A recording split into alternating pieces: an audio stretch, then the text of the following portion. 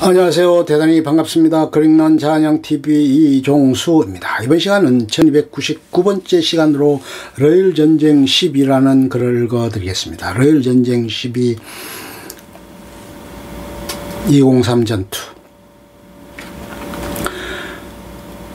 고다마 겐타로 리순으로 오다 203 고지의 함락과 전투 마무리. 시로다스키대의 참혹한 괴멸을 끝으로 제3차 총공세는 사실상 실패했다. 제1, 9, 11 보병사단의 피해 동안 막심했고 중대나 대대급 대대는 사실상 전멸이나 마찬가지인 상태였다. 오히려 이지치 고스케 소장이 그리도 주장스럽다고 비하했던 280mm 유탄포가 의룡산과 송수산, 동계관산의 포대들에 계속 피해를 입혀 러시아군 사상전은 물론 보수공사마저 더욱 어렵게 만들었다는 점이 유일한 전가라 할 수 있었다. 한편 만주군 총참모장으로 육군 대장으로 진급한 상태였던 고다마 겐타로는 더 이상 참을 수 없게 되었다. 이 이상 두고 봤다가는 그야말로 일본이라는 나라 자체가 무너지는 순간이었기 때문이다. 그는 즉시 자신의 막녀인 마스카와 토시탄의 대자와 이구치 쇼고 소장을 호출했다. 얼떨결에 고다마 겐타로 대장의 사무실에 들어온 마스카와 대자와 이구치 소장은 영문을 몰랐다. 그런 마스카와 대자를 향해 고다마 겐타로 대장은 갑자기 성을 내면서 말했다. 마스카와군, 나 지금 리순에 좀 가봐야겠어. 리순이 적골로 계속 이어진다면 이제 만주군 전체가 붕괴되는 것은 시간 문제야. 그러자 마스카와 대자는 당연한 일이라는 듯 고개를 끄덕였지만 그가 리순에 가는 것은 반대했다. 안 그래도 지난번 고다마 겐타로 대장이 리순으로 가는 바람에 러시아 육군과 사와 대해전이 벌어져 초반 작전을 지휘하느라 얼마나 애를 먹었단 말인가. 그게 지금 자신들의 북방에는 쿠로파트킨이 지휘하는 러시아 대군이 포진하고 있는 일촉즉발의 상황이었다. 각하께서는 어찌 지난날의 실수를 되풀이 하실 작정입니까? 뭐야? 지난번처럼 독전을 위해 가신다는 것은 전혀 소용이 없는 일입니다. 노기군 사령부에 불만이 있으시다면 노기군 참모부장인 오바지로 중자라도 호출하는 것이 좋지 않겠습니까? 그런 한가로운 일을 하러 가는 것이 아니야. 지난번에는 독전이었지만 이번엔 내가 직접 대상군을 지휘하러 가는 것일세.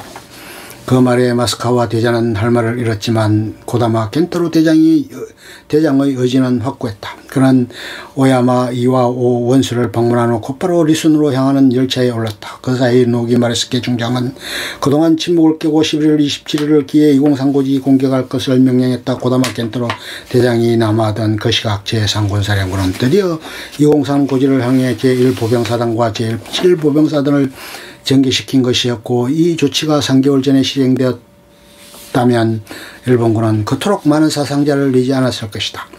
물론 러시아군이 요새화시킨 203 고지 공격에서 제1 보병사단과 제7 보병사단은 막대한 사상자를 내었지만 분명한 것은 이제 일본군의 공격이 요새 전 구간이 아닌 이 203 고지를 향해 집중되기 시작했다는 것이었다. 그리고 검주성 동문을 공격하다가 전사한 노기 가스스케 중위의 뒤를 이어 차남인 노기 아스스케 소위 역시 이 203 고지 공략전에서 전사한 노기 마레스케 중장은 이 전쟁을 통해 두 아들을 모두 잃는 슬픔을 겪어야 했다. 여하튼 203 고지 전투는 점차 치열해져 러시아군 피해도 심각할 정도로 늘어갔다. 203 고지는 제3군 시체들로 뒤덮였지만 여전히 생존한 병사들이 끈덕지게 달라붙어 있었고 러시아군 역시 투입할 수 있는 모든 전력을 이 고지로 집중시켰다. 수비작전을 총지휘한 콘트라첸코 소장은 휘하 지휘관을 집합시켜 다음과 같이 훈시했다. 병사들은 일본군들의 착금 돌격에 겁을 먹고 있다. 이들이 겁내지 않게 하기 위해서는 일본군보다 먼저 행동을 개시하고 먼저 돌격할 것이며, 그리고 일본군보다 더 용맹스럽고 저돌적으로 돌격하도록 해야 한다. 그러기 위해서는 그대들이 먼저 본군보다 더 먼저 군도를 휘두르며 앞장서서 돌격을 지휘하라. 야간이 되자 양측의 격전이 더욱 심화되었고 마침내 먼동이 트자 203 고지는 온통 시체들 위에는 아무것도 보이지 않았다. 최초 연대 규모로 공격을 감행한 일본군은 203 고지의 동북편을 장악한 대가로 단 40명만이 살아남아 있었다. 일개 연대 병력 중 단 40명만이 생존한 것이다. 날이 밝아 곧 러시아군이 몰려올 것이고 단 40명만으로 이들을 상대한다는 것은 자살행위였다.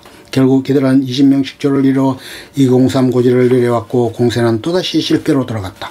그러는 동안 마침내 고다마 켄타로 대장이 리순에 도착했다. 선지에 도착하자마자 고다마 켄타로는 대장은 엉망진창이 되어 있는 상군사령부 실상에 크게 분노하지 않을 수 없었다. 왜 통신소를 정거장에 설치하지 않은 건가? 그러니까 매번 찌기만 하는 거야. 리순 요새를 함락시키기 전에 발틱함드가 들이닥치면 일본은 끝장이라는 걸 모르는가? 우리 해군이 그래서 비명을 울리고 있는 것이다.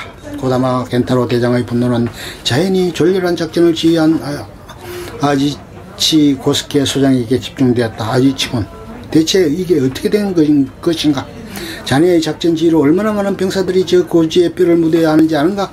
지금 그대가 파리떼처럼 죽이고 있는 병사들은 바로 일본 국민들이야. 이지치 고스케 소장은 그야말로 자살하고 싶을 정도로 심각한 질책과 폭언을 들어야 했다.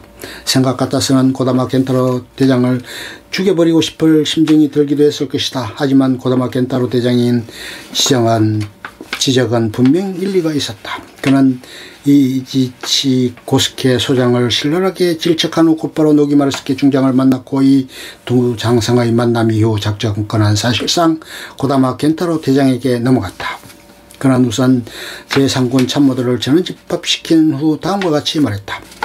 우리는 오야마 총사령관 가카의 대리로서 여기에 와 있다. 거기에 관한 습장은 여기 있으니 참고하고 제3군 사령관 직권을 일시 정지한 후 내가 대행하기로 했다. 거기에 대한 사항도 여기 오야마 총사령관의 서장이 있고 노기마르스케 중장으로부터 고난대행 서장을 받아가지고 있다. 고다마 켄타로 대장은 서장을 공개한 후 본격적인 작전 변경을 지시했다. 우선 이 전황을 타개하기 위해 공격 계획을 전면 수정한다. 첫째, 203 고지 점령을 최우선으로 선정하고 화성령 부근에 있는 중포 부대를 신속히 고개산으로 이동시켜 고지 부근의 의자산을 제압한다. 둘째, 203 고지를 점령한 다음 주야 15분 간격으로 280mm 유탄포를 발사해 적의 역습에 대비한다. 고다마 켄타로 대장의 명령을 수행한 참모들은 어이없어했다. 이는 포병상식으로는 도저히 불가능한 일이었지만 분명한 것은 명령은 무조건 복종해야 한다는 점이었다. 앞으로 24시간 이내에 이 명령을 완수하라. 방금 들은 바로는 203 고지 산안부 일각에 100명도 채 안 되는 병사들이 수일 전부터 고립되어 있다고 한다. 그들은 보병의 정원을 고사하고 포병의 원호도 없이 그대로 찬바람 속에서 사수하고 있다. 그 모습을 여기 있는 누군가 본 일이 있는가? 참모들은 할 말을 잃었다. 그만큼 제3군 사령부는 후방의 잔망경 없는 잠수함이었던 것이다. 얼마인가 참모부장 오바지로 중자를 위시한 3명의 참모들이 완전군장을 꾸려 전선 시찰을 나갔다. 또한 고다마 켄타로 대장은 후방에 위치한 사령부를 즉시 전방 수성 근처로 이동시키기 시작했다. 12월 3일 고다마 켄타로 대장은 전선 시찰을 나갔다. 그날은 마침 휴전을 한 기간이었는데 문제는 러시아군은 워낙 사상자가 적다 보니 시체를 치우는 작업을 금세 끝마치고 파괴된 포대를 보수하는 데 전력을 기울일 수 있었지만 일본군은 문자 그대로 시체 치우기만을 수행한 것이다. 고다마 켄타로 대장은 분노가 하늘을 찔렀다. 그는 12월 4일 정해진 휴전 기간을 이용해 러시아군을 골탕 먹여주기로 결심했다. 그는 전력이 소모된 제7 보병사단 사령부를 찾아 사단 참모들에게 공격 계획 작전도를 작성해 오도록 지시했는데 작성된 계획도는 어이없게도 이지치 고스케의 그것과 큰 차이가 없었다. 이 녀석들이 그 많은 병사들을 죽여왔군. 고다마는 크게 분노했고 제1 보병사단 참모들은 그날로 지옥과 이성으로 가는 시간을 보냈다.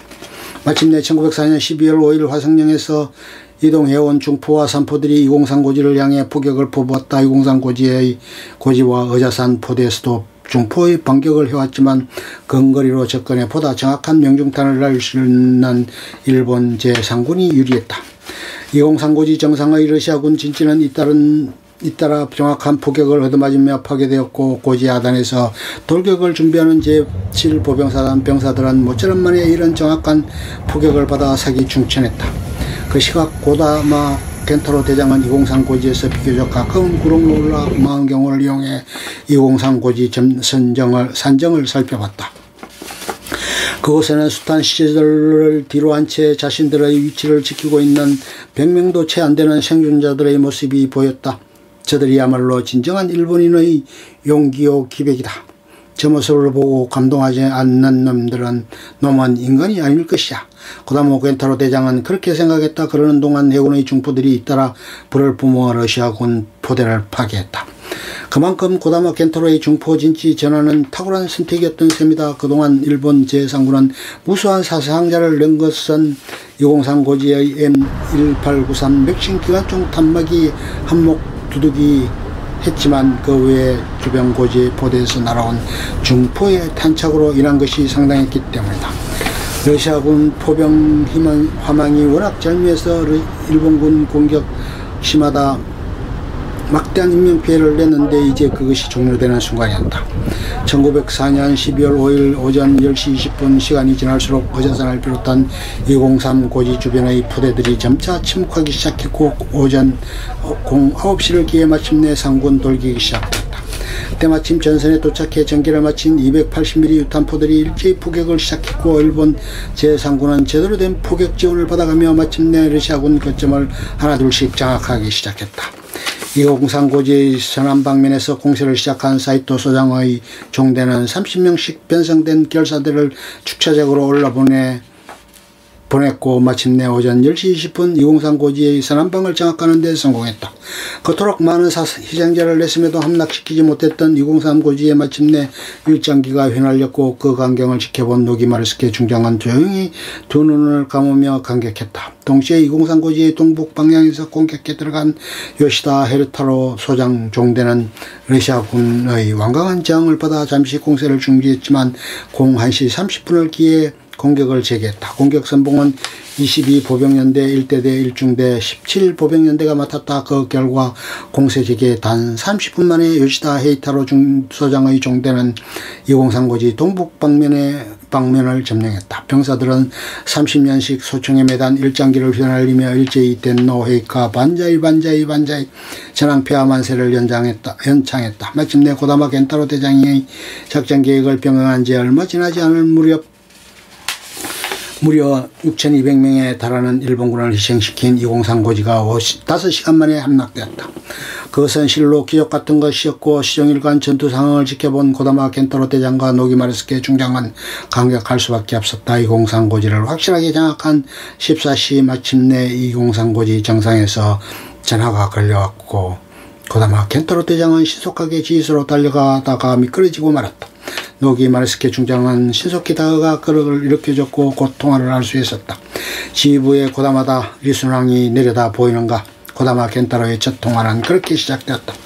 그것은 가장 중요한 질문이었고 이 고지를 함락시킨 이유였기 때문이다. 예, 아주 선명하게 보입니다. 러시아 함대가 아주 똑똑히 보이고 있습니다. 좋아.